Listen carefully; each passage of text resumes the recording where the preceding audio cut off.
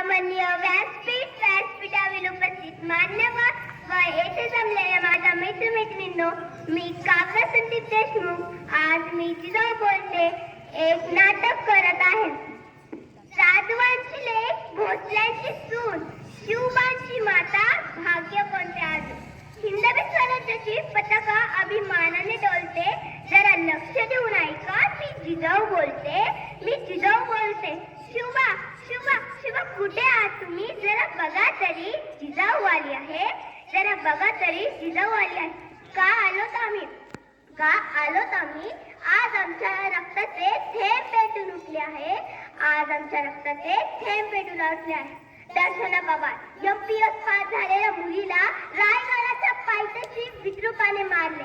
आज महाराष्ट्रात 4 ते 5 हजार मुली बेपत्ता आहेत. त्यांच्या संरक्षणासाठी, त्यांच्या आत्मरक्षणासाठी आम्हाला तुमची साथ हवी आहे. आम्हाला तुमची साथ हवी आहे. त्या विद्रुप राक्षसांना पळून द्या की आया बहिणींच्या वाटेला गेल्यावर काय होते ते.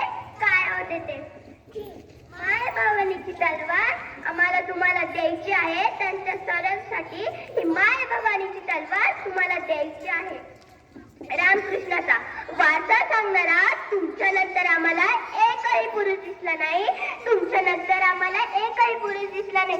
शिवबा कुठे आहात तुम्ही? दर पिढीला माझ्या आणि माझ्या लेकराचा आदर्श घेऊन काय करता मग माय लेकरांना आमचे पुतळे गल्लीत चौकात उभे करता. पुण्यतिथ्या, जयंत्या, भाषणे व घोषणा देता आणि समाजाबद्दलचा शून्य भाव तिथेच झटकून घरी निघून येता. स्त्री पुन्हा विश्वाचा बचाव करू शकते. हे सांगण्यासाठी आज जिजाऊ प्रत्यक्षात अवतरली आहे. हे पाहून आम्हा माय लेकरांना रडू येते. आम्हाला या गोष्टीची खंत वाटते.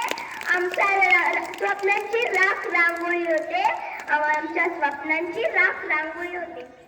पुत्रयोगी जेव्हा जन्मतो तेव्हा जिजामाता राजमाता होत्या. पुत्रयोगी जेव्हा जन्मतो तेव्हा राजमाता होत्या. पडला जरी वज्रगड तरी पुरंदवर मुराद बाजी आहे. झाला जरी पराभव तरी लढण्याची जिद अजून बाकी आहे. जगदंब. धन्यवाद.